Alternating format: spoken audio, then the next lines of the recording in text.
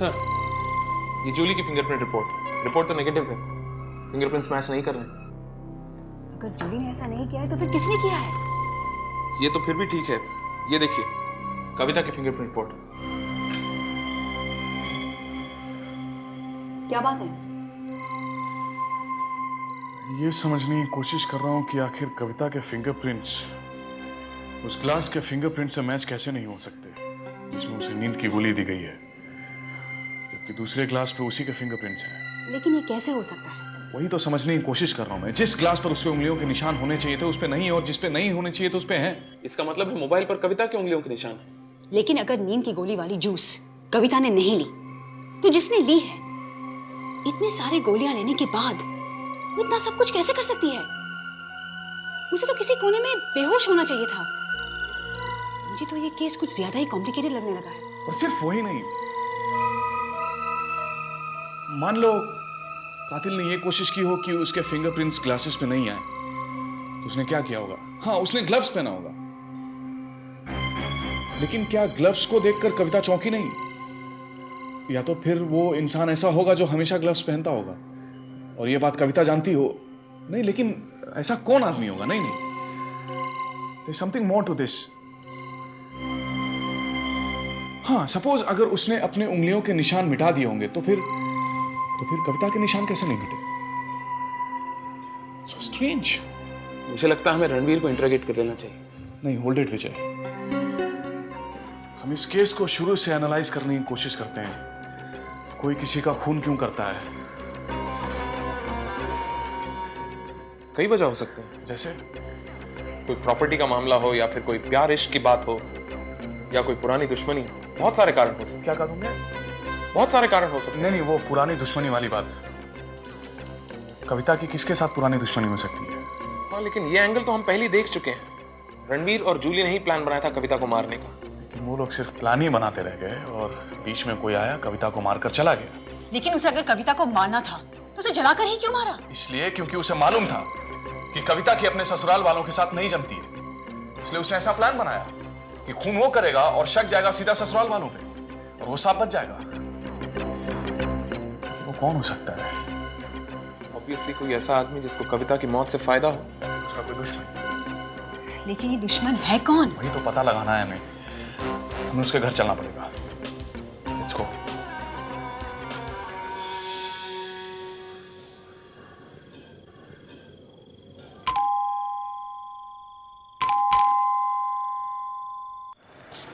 Yes. Mummy daddy घर पे हैं? जी नहीं, वो लोग तो बाहर गए हैं। कुछ काम? नो, आओ मेरे साथ। Let's talk. प्रिया, तुम पढ़ती हो ना? किस कॉलेज में? JK college of commerce. किस ईयर में? Second year BCom. Very good. अच्छा प्रिया, क्या तुम्हारी दीदी भी उस कॉलेज में पढ़ती थी? नहीं, दीदी ने तो पैया साइंस कॉलेज से ग्रेजुएशन किया था। अच्छा अच्छा प्रिया, एक बात बताओ, क्या तुम्हारी दीदी ने तुम्हें कभी अपनी दोस्तों के बारे में, अपनी कॉलेज के बारे में तुम्हें कुछ बताया था, या ऐसी कोई घटना जो तुम्हारी दीदी के साथ हुई थी? हाँ, एक लड़का था, दीदी के कॉलेज में ही पढ़ता था। उसने कभी दीदी से बात तो नहीं की थी, पर वो हमेशा उसे देखता रहता था। फिर ब्लैंक कॉल्स भी आने लगे थे, और एक दिन तो उसने दीदी को चिट्ठी भी लिखी थी। क्या लिखा था उस चिट्ठी में? उसने दीदी को धमकी दी थी। उसने लिखा था कि कविता, तुम सिर्फ मेरी हो, तुम किसी और की नहीं हो सकती। दीदी बहुत घबरा गई थी। उन्हें तुरंत ये सारी बात पापा को बता दी, और फिर पापा ने दूसरे ही दिन प्रिंसिपल से मिलकर उस लड़के को कॉलेज से रेस्टिकेट करवा दिया। लड़के का नाम क्या था? विष्णु। विष्णु। तुम्हारी दीदी उसे पसंद नहीं करती थी? नहीं। तुम अपनी दीदी को बहुत मिस करती होगी, है ना? हाँ, अब तो सिर्फ दीदी की तस्वीरें ही रह गई हैं। क्या मैं इन्हें देख सकता हूँ? हाँ। Thank you. ये कौन है तुम्हारी दीदी के साथ? ये महेश है। दीदी की कॉलेज में ही पढ़ता था। क्या तुम कभी उसे मिली हो? 2-3 बार। वो पास ही के हॉस्पिटल में डॉक्टर है। वो 2-3 बार दीदी के दोस्तों के साथ हमारे घर आया हुआ है। और जो ये लॉकेट दीदी ने पहना है ना, वो महेश ने ही उसे दिया है उसके जन्मदिन पर। दीदी मुझसे अक्सर कहा करती थी कि महेश ने ये लॉकेट खास उसके लिए बनवाया था।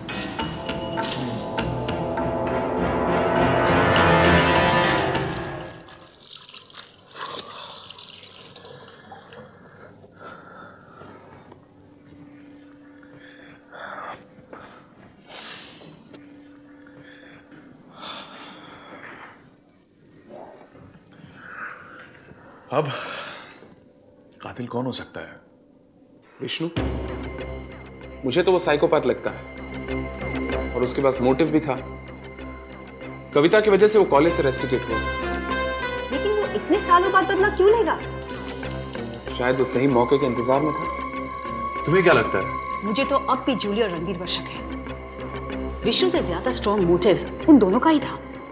और फिर कविता को मारने के लिए उन दोनों ने पहले से प्लानिंग की थी। तुम रणवीर पे नजर रखो, उसकी हर हरकत पे ध्यान दो। और विष्णु को मैं इंट्रोगेट करता हूँ। नहीं, तुम महेश से बात करो, उस पे नजर रखो। महेश खून क्यों करेगा? उसके पास तो कोई मोटिव नहीं था। वो तो सिर्फ दोस्त था कविता का। नहीं, सिर्फ एक दोस्त नहीं, खास दोस्त। तुम उस पे नजर रखो, हो सकता है उसके थ्रू हमें कुछ ऐसी बातें पता चले कविता के बारे में जो हमें इस केस में बहुत मदद करे। और विष्णु? उससे मैं बात करूंगा।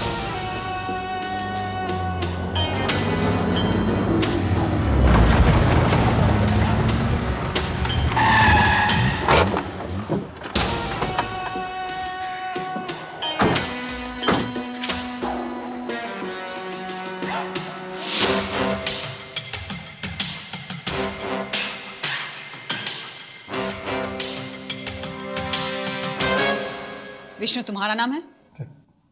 क्या काम है? तुमसे कुछ बात करनी है। कौन है आप लोग? Avani Verma from crime squad. मुझसे क्या बात करनी है आप लोगों को? कविता का खून तुमने कैसे किया? कविता का खून? हाँ, पहले तुमने उसे नींद की गोली दी।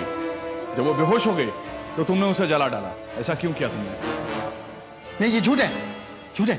मैं कविता का खून कैसे कर सकता हूँ? मैंने कॉलेज में तुमने उसे चिट्ठी लिखकर धमकी दी थी कि अगर वो तुम्हारी नहीं हो सकी तो तुम उसे किसी और की नहीं होने दोगे। और जब उसने किसी और से शादी कर ली तो ये बात तुम्हें बर्दाश्त नहीं हुई और तुमने उसे जलाकर मार डाला। नहीं, ये झूठ है। मैं तो जानता भी नहीं कि कविता का खून हो गया। सच,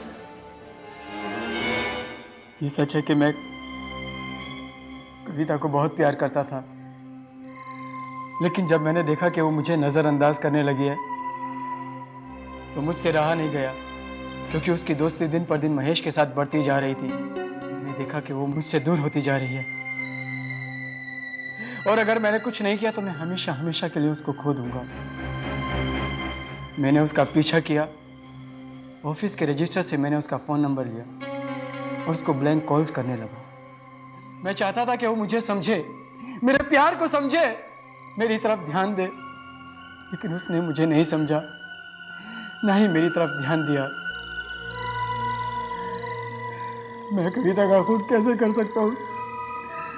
मैं उससे प्यार करता था। हाँ, अगर वो महेश से शादी करती तो मैं महेश का खून कर देता, क्योंकि वो मेरी कविता को मुझसे दूर करने की कोशिश कर रहा था। महेश ने ही कविता का खून किया। उसी ने मेरी कविता का खून किया। इंस्पेक्टर साहब, आप उसे गिरफ्तार कर लीजिए।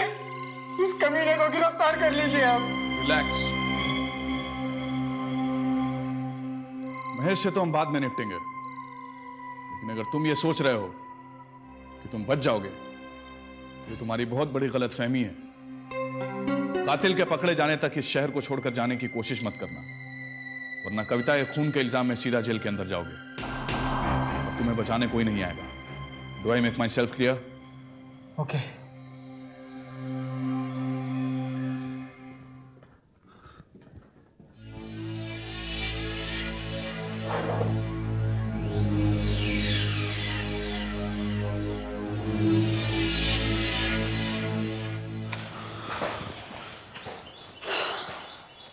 आपको क्या लगता है बातचीत करके तो ऐसा लग रहा है कि उसने अपनी प्रेमिका का खून नहीं किया है।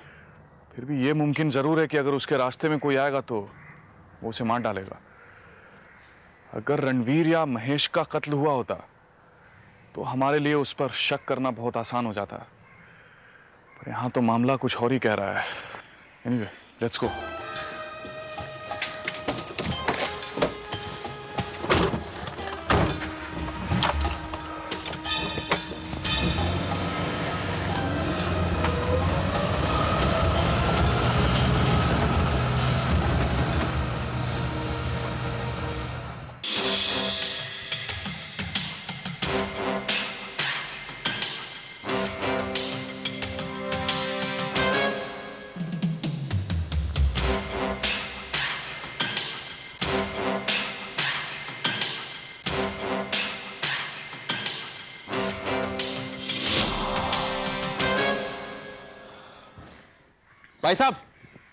भाई साहब आपसे एक मिनट,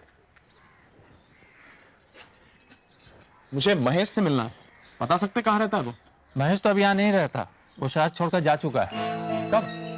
3-4 दिन पहले। आपको कैसे मालूम कि वो शहर छोड़कर गया है? पहले भी जब कभी वो 3-4 दिन घर नहीं आता था तो वो शहर से बाहर ही रहता। अच्छा, कोई अंदाजा इस वक्त कहाँ मिल सकता है वो? मालूम नहीं सर। हाँ, आपका पड़ोसी था वो? हाँ। कितना जानते थे आप उसे? I mean, किस तरह का आदमी था?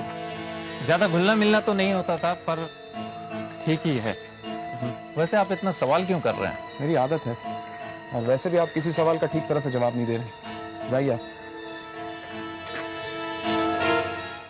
जिस दिन कविता की मौत हुई उसी दिन से महेश भी गायब है, और जिस हॉस्पिटल में वो काम करता था वहां से हमने उसके पूना का एड्रेस पता कर लिया है सर। Very good. तुम एक काम करो, पूना चले जाओ और ये पता लगाने की कोशिश करो कि महेश आखिरी बार कविता से कब और कहां मिला था।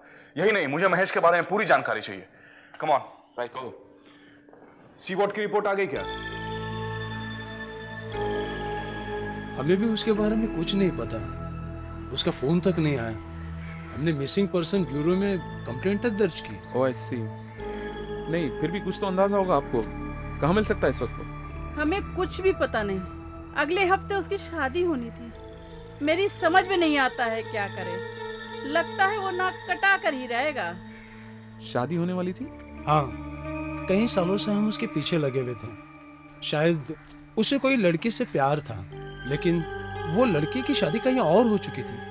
इसलिए महेश ने तय किया था कि अब वो शादी नहीं करेगा। हमने उससे बहुत मनाया और खुद ही उसकी शादी तय कर दी, लेकिन वो तो गायब हो गया।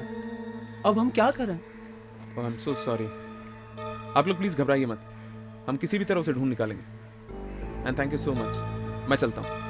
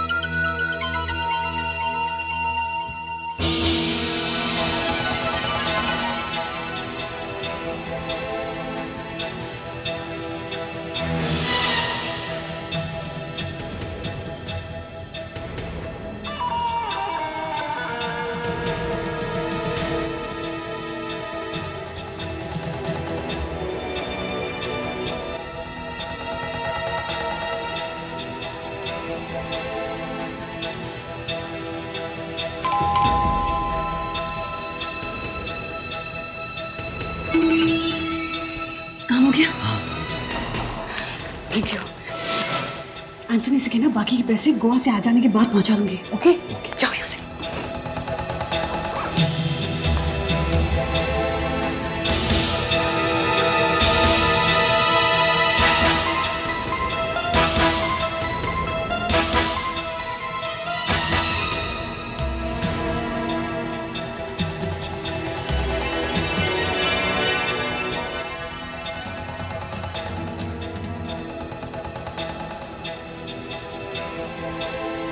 आज रणवीर जूली के घर गया था, लेकिन वो उससे मिला नहीं, बाहर से उस पर नजर रख रहा था। थोड़ी देर बाद एक आदमी जूली से मिलने गया और उसे एक लिफाफा देकर चला गया। फिर कुछ समय बाद जूली भी अपने घर से बाहर निकली और गोवा जाने वाली बस में गोवा के लिए रवाना हो गई। रणवीर कहाँ गया? इस वक्त तो वो शहर में है, लेकिन हो सकता है कि जूली का पीछा करने के लिए वो भी गोवा के लिए रवाना हो जाए।